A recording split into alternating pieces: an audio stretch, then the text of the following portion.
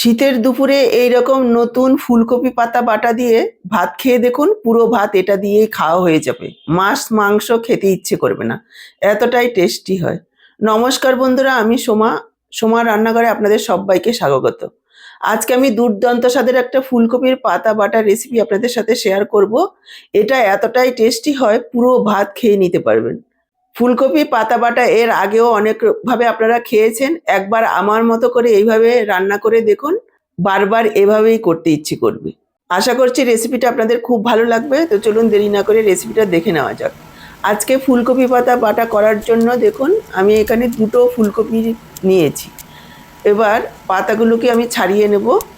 দর্শক বন্ধুরা, আজকের পুরো ভিডিওটা দেখে কেমন লাগলো কমেন্ট বক্সে জানাতে ভুলবেন না। ভালো লাগলে অবশ্যই একটা লাইক করে শেয়ার করে দেবেন। আর আমার থেকে এইরকমই নতুন রেসিপির আপডেট পাওয়ার জন্য চ্যানেলটাকে সাবস্ক্রাইব করে সাথেই থাকবেন। বেল বাটনটা অল করে দিলে আমার দেওয়া যে কোনো রেসিপির আপডেট সবার আগে আপনাদের কাছে পৌঁছে যাবে। যদি ফেসবুক থেকে ভিডিওটা দেখছেন তাহলে সোমার রান্নাঘর পেজটাকে ফলো করার অনুরোধ রইল। দেখুন ফুলকপির থেকে ফুলকপির পাতাগুলোকে ছাড়িয়ে নিয়েছি। এবার যে পাতাগুলো হলুদ হয়ে গেছে বা একটু পোকা আছে সেগুলো বেছে ফেলে দেব, আর কচি পাতাগুলো নেব। আর পাতাগুলোকে ভালোভাবে জল পাল্টে পাল্টে 4-5 বার ধুয়ে নিতে হবে, কেননা অনেকটাই ধুলোবালি লাগানো থাকে।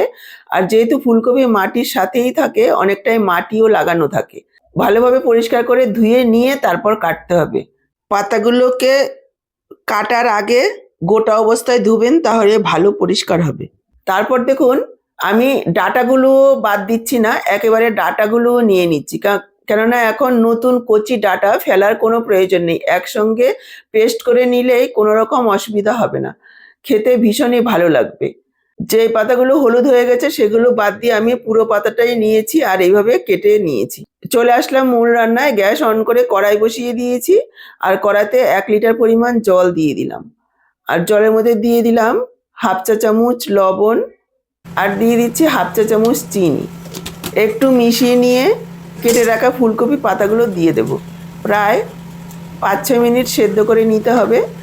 গরম জলে লবণ আর চিনিটা দেওয়ার কারণে ফুলকপি পাতার যে সবুজ রঙটা রয়েছে সেটা সবুজই থাকবে, একেবারে কালচে হবে না। ঢাকা দিয়ে দিলাম। 5 মিনিট পর ফিরে আসছি। দেখুন ঢাকা দিয়ে 5 মিনিট সেদ্ধ করে নিয়েছি। একেবারে 100% সেদ্ধ করতে হবে না, মোটামুটি 80% পর্যন্ত সেদ্ধ করে নিলেই হবে। দেখুন খুব সুন্দরভাবে সেদ্ধ হয়ে গেছে। এবার আমি পাতাগুলোকে তুলে নিচ্ছি। তুলে একটা ঝুড়িতে রাখবো যাতে জলটা খুব ভালোভাবে ঝরে যায়। দেখুন একটা ঝুড়িতে রাখলাম, এইভাবে ছড়িয়ে দিয়েছি যাতে তাড়াতাড়ি ঠান্ডা হয়ে যায়। এখানে একটা কথা বলে রাখছি, আজকের রান্নাতে আমি রসুন ব্যবহার করছি।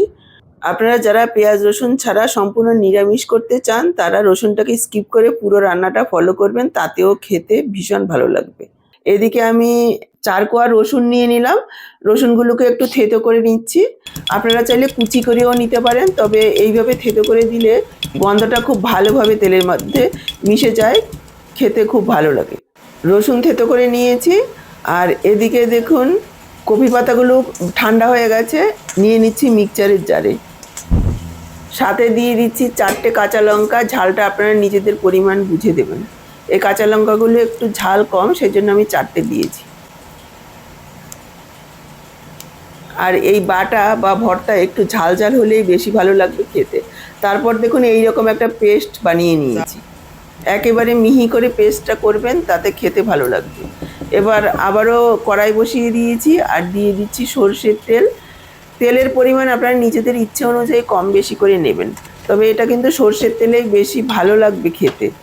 তেল গরম হয়ে গেলে দিয়ে দিলাম 2টো শুকনো লঙ্কা আর ছোট 1 চা চামচ কালো জিরে।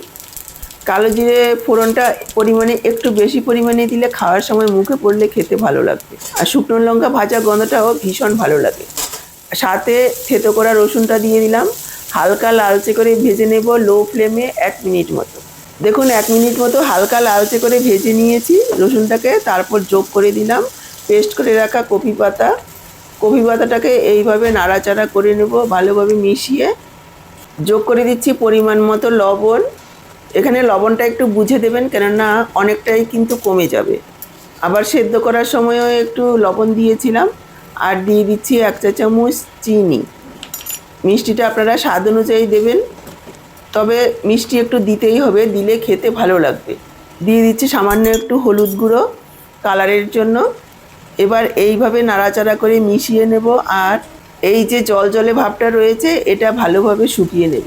তবে দেখুন এইভাবে নাড়াচাড়া করতে গিয়ে ছিটকে গায়ে আসছে, এটা যাতে না আসে সেজন্য মাঝে মাঝে নাড়াচাড়া করে দেব। আর এইভাবে একটু ফাঁকা করে ঢেকে দেব যাতে গায়ে না আসতে পারে। এই সময় দেখুন আমি নিয়েছি 2 মুঠো ধনেপাতা, এইভাবে পেস্ট করে নিয়েছি। এবার অনেকটাই জলজলে ভাব শুকিয়ে গেছে, ঢাকাটা তুলেছি। এবার যে ধনেপাতার পেস্টটা করেছি সেটা দিয়ে দিলাম, ভালোভাবে মিশিয়ে নেব। আর এই জলজলে ভাবটাকে শুকিয়ে একেবারে ভাজা ভাজা করে নেব। যত ভালোভাবে এই পাতা বাটাটা ভাজা ভাজা হবে ততই কিন্তু টেস্ট বাড়বে। দেখুন প্রায় 3-4 মিনিট এইভাবে নাড়াচাড়া করে ভাজা ভাজা করে নিয়েছি। এবার আমি যোগ করে দিলাম 1 টুকরো বাটার। এই সময়ে একটু বাটার দিলে এর স্বাদ অনেক গুণ বেড়ে যাবে। তবে বাটারের পরিমাণটা আপনারা একটু কম বেশি করে নিতে পারেন, কোনো রকম অসুবিধা হবে না। আরও 1 মিনিট মতো এইভাবে নাড়াচাড়া করে নেব আর একটু ভাজা ভাজা করে নেব। দেখুন আরও 1 মিনিট এইভাবে নাড়াচাড়া করে নিয়েছি। এইরকমই একটু নরম রাখলে ভাত মেখে খেতে ভালো লাগবে, একেবারে শুকনো ভাজা ভাজা না করে। একেবারে তৈরি হয়ে গেছে আমাদের অল্প সময়ে অল্প উপকরণে দারুণ টেস্টি ফুলকপির পাতা বাটা রেসিপি। ফুলকপির পাতা বাটা তো আপনারা অনেক রকমভাবে খেয়েছেন, একবার এইভাবে আমার মতো করে খেয়ে দেখুন, এর স্বাদ ভুলতে পারবেন না। তাহলে আজকে এই পর্যন্ত, আবার চলে আসবো এইরকমই নতুন কোনো রেসিপির সাথে। সবাই ভালো থাকুন, সুস্থ থাকুন। আপনাদের সবার সুস্থতা কামনা করে এখানেই শেষ করছি। সবাইকে অসংখ্য ধন্যবাদ।